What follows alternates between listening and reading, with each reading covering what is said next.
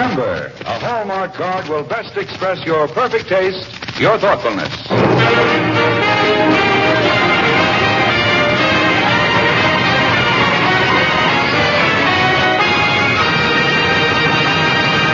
The makers of Hallmark greeting cards present Song from Heaven, starring Raymond Massey.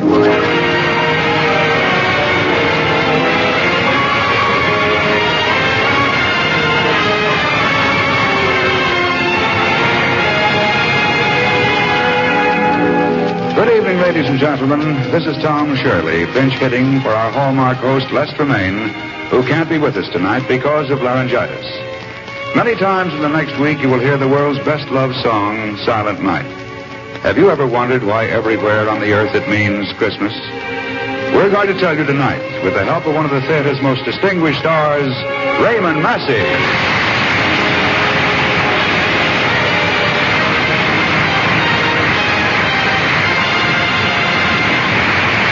We're delighted to have you with us, Ray. And I'm pleased as punch to be doing this story, Tom. The old carol has always had a special meaning for me. Why? It reminds me of one particular Christmas Eve I spent in Siberia. Siberia?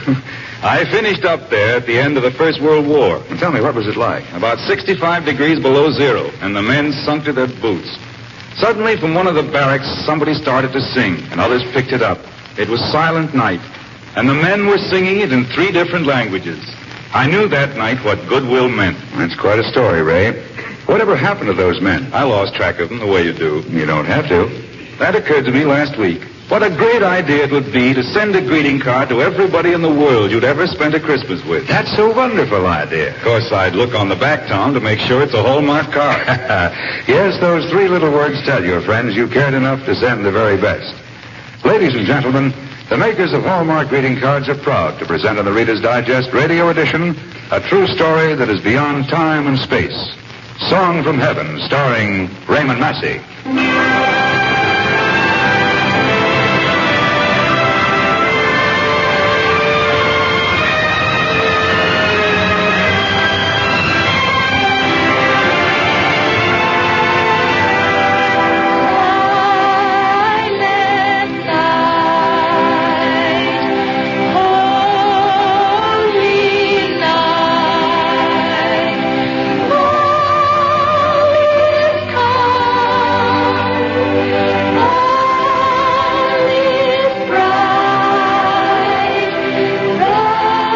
This is the story of a song, my son. The song those children are singing now. Just as people all over the world have been singing it for over 100 years. Just as you'll be singing it every year around this time. And if you have a son, perhaps you'll tell him this story too, because it's a true one. And like all good stories, it begins once upon a time.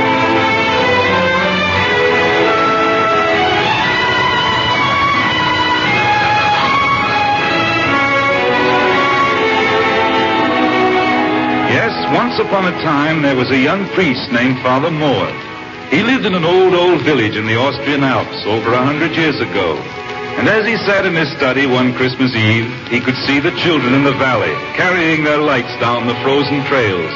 And to him, it looked like a huge Christmas tree with 100 moving candles. But Father Moore had work to do that night.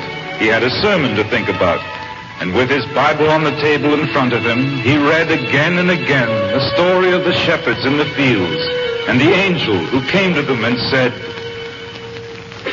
"Unto you is born this day in the city of David a Savior. Unto you is born this day in the city of David." Father Moore? Yes? May I come in, Father? It's Frau Hefner. Oh, by all means, come in. Well, what brings you here so early in the evening, Frau Hefner? The midnight service won't begin for hours yet. I came on an errand, Father, for Hans, the charcoal maker. What is it, my dear? A son was born to him this evening, and his wife would like you to come to the house and bless their baby. Tonight? If there is time tonight, Father. I know they live high on the hill, but your blessing would mean so much to them. Very well. I'll get my cloak and come with you. You have time, Father? Well, I was going to do some work in my sermon. But you see, my sermon is about a baby, too.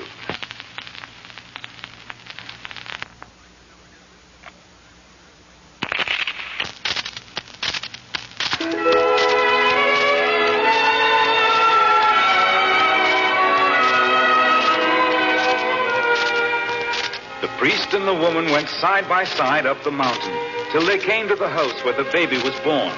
It was a poor, shabby place, and the young mother lay on a crude bed, smiling happily, with the child asleep in her arms, a little boy, the son of a charcoal maker, born on Christmas Eve. And as Father Moore gave his blessings, he couldn't help but think of the city of David and the blessed day a Savior was born. I must go now, Hans. I have to get back for midnight mass. But before I leave, I must tell you what a strange and wonderful thing has happened to me tonight. Somehow I feel as if a miracle had come to pass. A Christmas miracle on Holy Eve.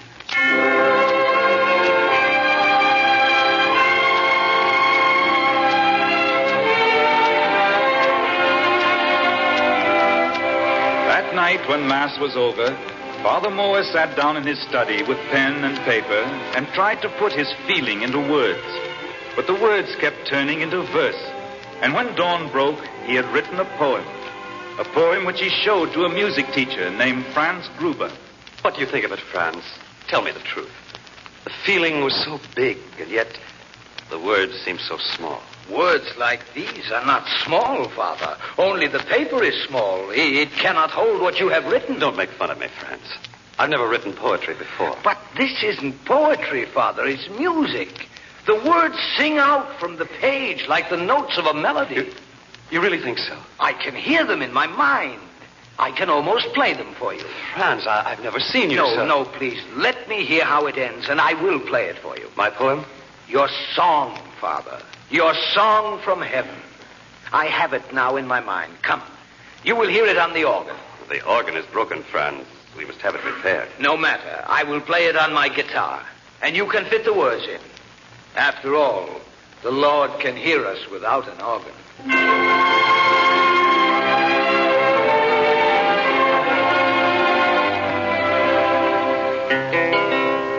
Say the words, Father, in time with the music. Now. Silent night. Holy night. Good. All is calm. All is bright. Yes, go on, Father. Round yon virgin, mother and child, holy infant, so tender and mild, sleep in heavenly peace. Sleep in heavenly peace.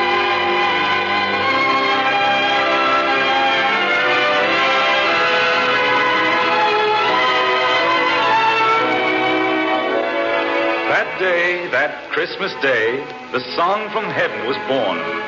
And if that organ hadn't been broken, the song from heaven might never have gone any farther than the little village where it was born. But you see, son, a man from a neighboring village came to fix that organ one day. And after he thumped the keys and tapped the pipes and did all the mysterious things that people do when they fix very big and complicated things, Franz Gruber sat down and played the song from heaven for him, just to test the organ. And when he was finished, the organ maker said, "Oh, it's lovely, Franz. Lovely. Would you mind if I took it with me?" Took it with you? Yes, down in the valley. I'm sure the people where I come from would like to hear it. Especially the Stasser children. They will sing it beautifully. And who are the Stasser children? Four of the most devilish little angels in the Zillertal Valley. And they have the sweetest little voices in all the world. Well, if you're going to teach them this song, I'll give you a copy of the words and music. Oh, just the words, Franz. The music I can keep in my mind. After all, I have 100 songs there already.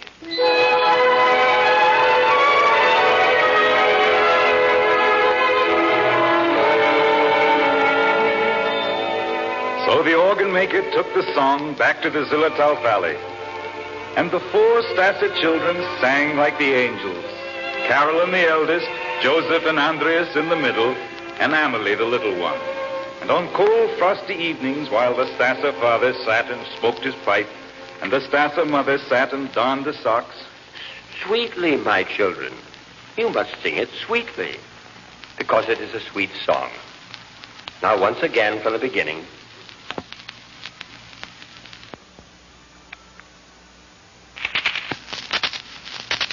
one voice at a time. You first, Carolyn. Silent night. Now, Joseph. Silent night. Andreas. Silent night. Emily. Emily. Oh, silent night. Stupid. I am not. Now, all together. Silent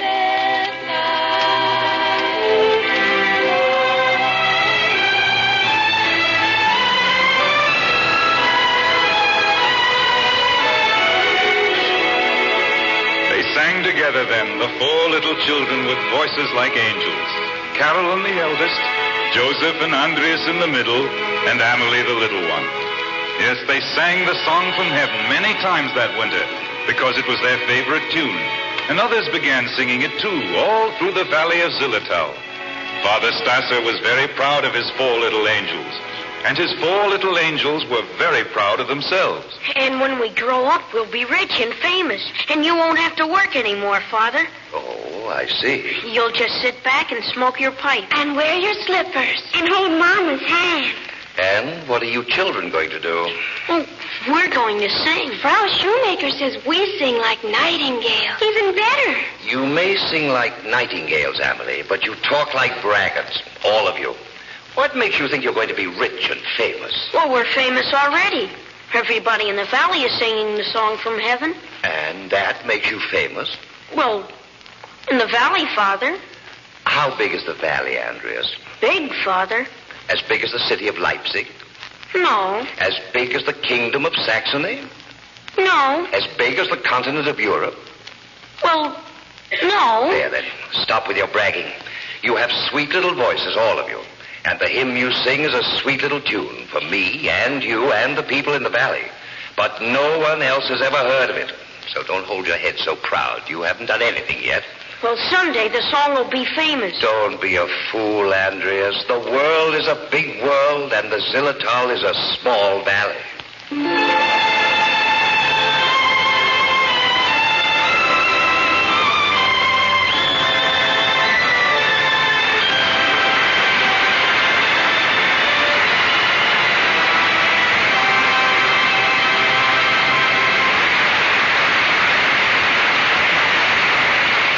Back in just a moment with the second act of tonight's story from the pages of the Reader's Digest, America's favorite magazine, presented by the makers of Hallmark cards, America's favorite greeting cards. Tonight I have a happy message for you if you like Christmas presents. Your Hallmark dealer has a beautiful little date book for you. It's a Christmas present from your friendly Hallmark dealer. You'll be proud to own the new Hallmark date book. It's so exquisite and dainty, with pages of delicate pink, decorated with flowers throughout. It's small enough to slip into your handbag, and I predict you'll carry it with you everywhere, or keep it right beside your telephone. You never think anything so pretty could be so useful. There's space beside each date for notations. You can jot down social engagements, appointments. You can keep a record of the things you want to do, like when to plant what in your garden. It will remind you of birthdays and anniversaries of relatives and friends. This little book of 36 pages will keep you from forgetting all those things you want to remember. And there's a big section at the back for your full Christmas card list with the place to check cards you've received. Stop in tomorrow at the store where you get Hallmark cards and ask for your 1948 Hallmark date book. It will be given you free, a beautiful and useful Christmas present from your Hallmark dealer. Our program continues now with the second act of tonight's story, Song from Heaven, starring Raymond Massey.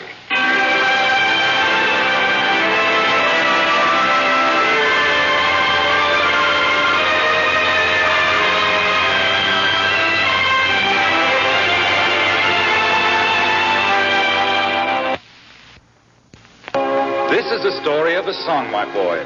The song of a priest and a music teacher who wrote the song from heaven, and four little children who brought it to earth. Carolyn the eldest, Joseph and Andreas in the middle, and Amelie the little one.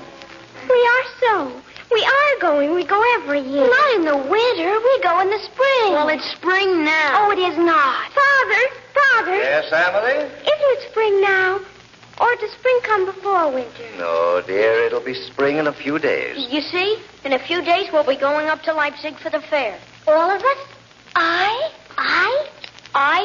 and me? All of you, Emily. We must go to Leipzig and sell our gloves, or we won't have any money. You see, I told you we were glove makers. Your mother and I are glove makers, Andreas. We've been working hard all winter long. And when spring comes, we must sell our gloves at the fair. That's what I told her. We help you sell them. You're not much help. May I sell gloves, Father? You'd better sell them or we'll leave you in Leipzig. Children, please, what's the big argument about? Leipzig. Gloves. Winter. I wasn't arguing. Well, you're a smart girl, Emily. You save your strength for selling gloves, and if we sell them all, we'll have a wonderful time at the fair.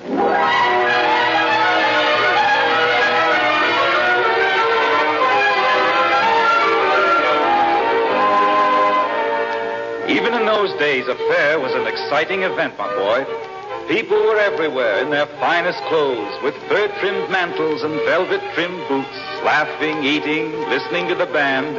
There were cows that mooed and sows that squealed, bells that tinkled and coins that shone.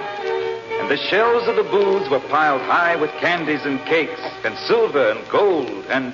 Soft chamois gloves for sale. Chamois gloves for sale. Gloves for sale. Gloves.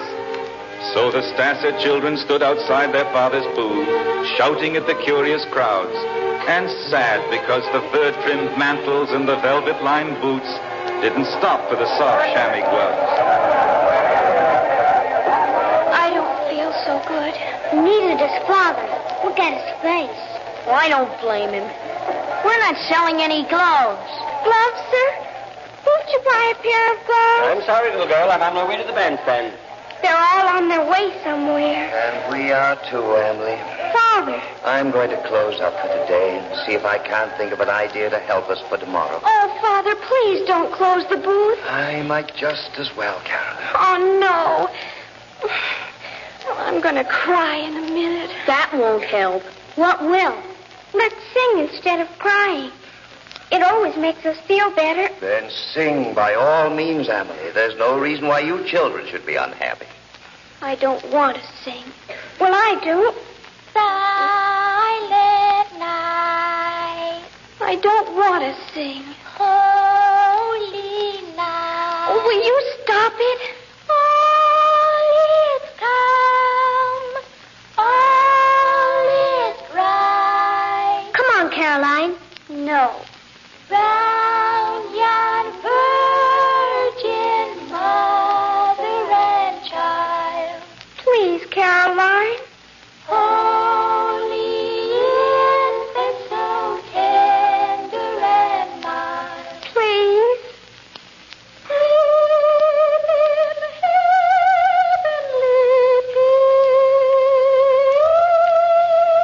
That's it, Carrie. Sleep in heaven.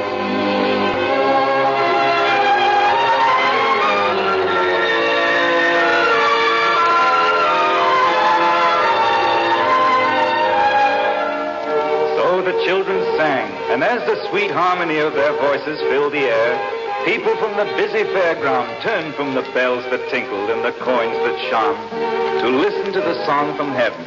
And the fur-trimmed mantles and the velvet-lined boots paused at the booth with the soft chamois gloves. And then one day, when almost all of the gloves were gone, a tall man in a tall hat came up to the children and said, You sing very well, my friend. Thank you, sir. I've been listening to you every day Thank you, sir. and buying gloves from your father. Thank you, sir. My name is August Polen. Thank you, sir. Oh, it's all right, little one. I'm the Director General of Music in the Kingdom of Saxony. Oh, my. And since you love music so much, I thought you might like some tickets to a concert I'm going to conduct tonight in the Guild House. Ticket? Concert? Guild House? Yes. We'd like them very much. I knew you would, little one. And because you were so truthful about it, I'm going to give the tickets to you.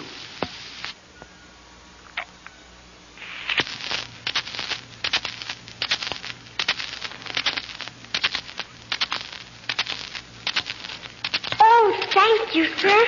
Here you are, my dear. And be sure you're there by 8 o'clock, because the king and queen will be there, too. King and queen Of Saxony? Oh, my. We'll be there with bells on.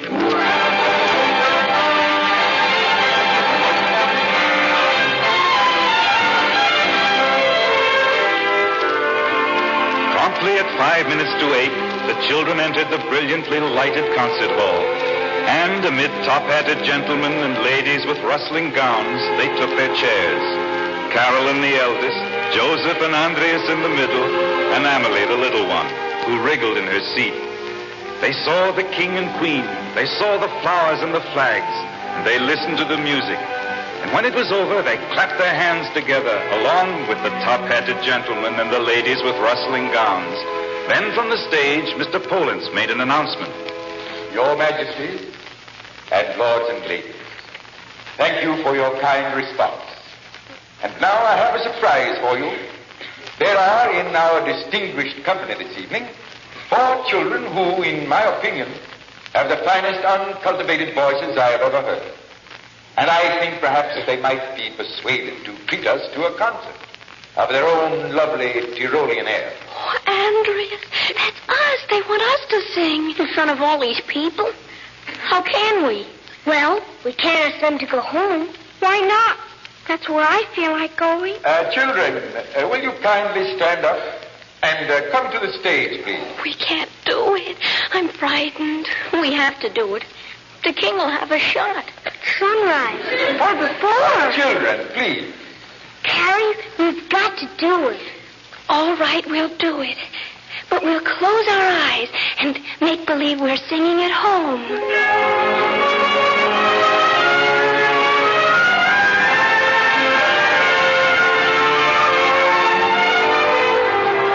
And the 4 children did just that. They stood in a row with their eyes shut tight and sang the song from heaven first. And after some others, they sang it again. When the applause died down, a courier of the king stood before them.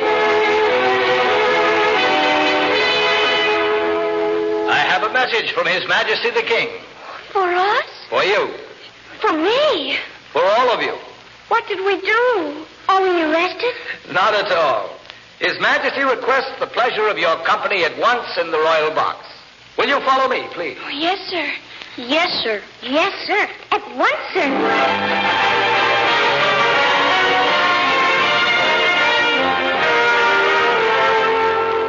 4 small children from the Zillertal Valley were presented to their majesties, the king and queen of Saxony. And as they stood there, trembling in awe of their regal company, the queen attempted to put them at ease. Now, don't be frightened. We have children of our own, no. Scared ones, Your Majesty? Well, I hardly think they'd be afraid of us any more than you'd be afraid of your parents. Yes, Your Majesty. May we go now, Your Majesty? Oh, just a moment, Andreas. I haven't told you how pretty I thought your song was. The Christmas song. I had never heard it before. Oh, the song from heaven, Your Highness? Oh, is that the name of it? That's what we call it, Your Highness. Well, it's charming. Won't you come to the castle and sing it for us next Christmas? Oh, we would be very happy to, Your Majesty. Splendid. Our children will love it, I'm sure. Yes, Your Majesty. Now, don't forget. I'll be expecting you at the castle on Holy Eve.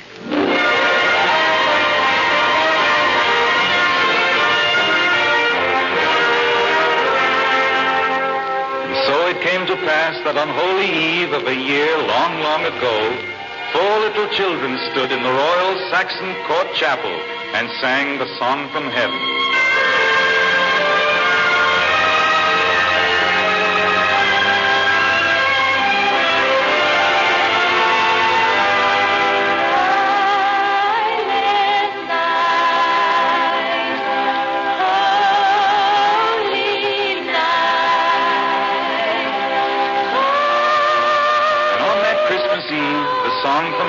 Bade farewell to the valley of Zillertal and spread quietly around the world.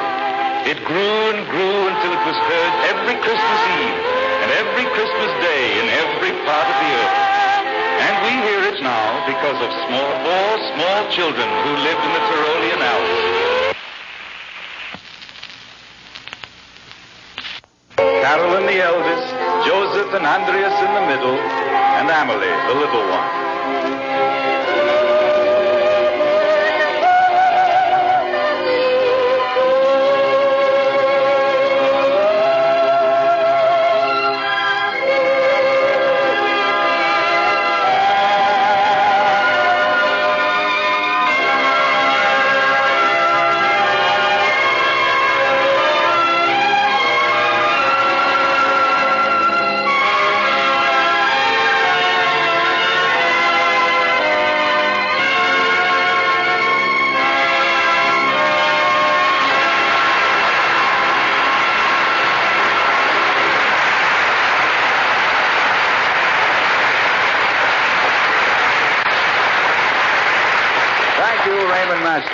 Raymond Massey will be back in just a moment. But first, I'd like to offer a suggestion for Christmas. Doesn't it thrill you to see children's faces when they open a Christmas present they love? Well, this year it's easy to get presents that will put stars in their eyes. This year you can get treasure chests of Hallmark dolls. Treasure chests, lavish as a pirate's dream, ornamented in rich colors of gold and silver and bright jewels. Imagine your youngsters or young friends opening the chest and finding there, in a removable tray, 16 different Hallmark dolls.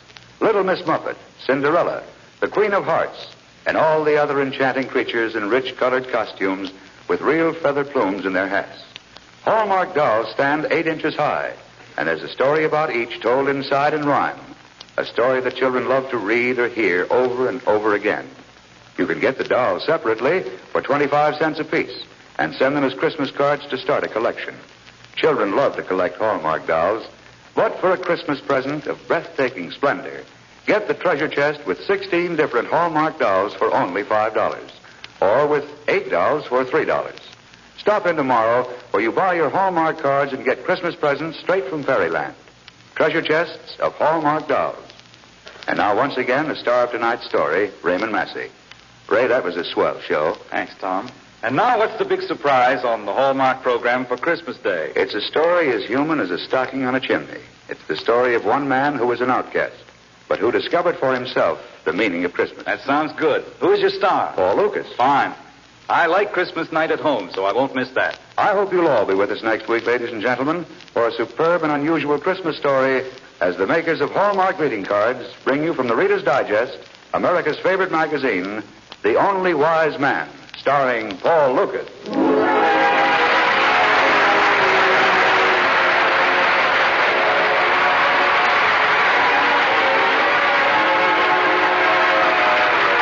Raymond Massey can currently be seen in the RKO production Morning Becomes Electra. Song from Heaven was dramatized by Robert Sloan and was based on a true story from the book by Hertha Poley as it appeared in the Reader's Digest, America's favorite magazine. The Hallmark program was directed by Mark Slobe, with music especially composed by Jack Miller. This is Tom Shirley speaking for the makers of Hallmark greeting cards. Buy Hallmark dolls where you buy Hallmark cards. Remember, a Hallmark card will best express your perfect taste, your thoughtfulness.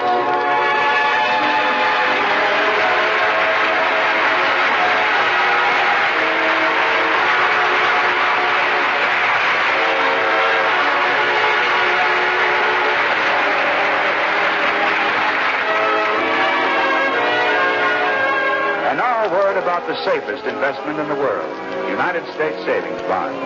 You can get them easily and automatically by signing up for the payroll savings plan where you work or the bond-a-month plan where you bank. This is CBS, the Columbia Broadcasting System.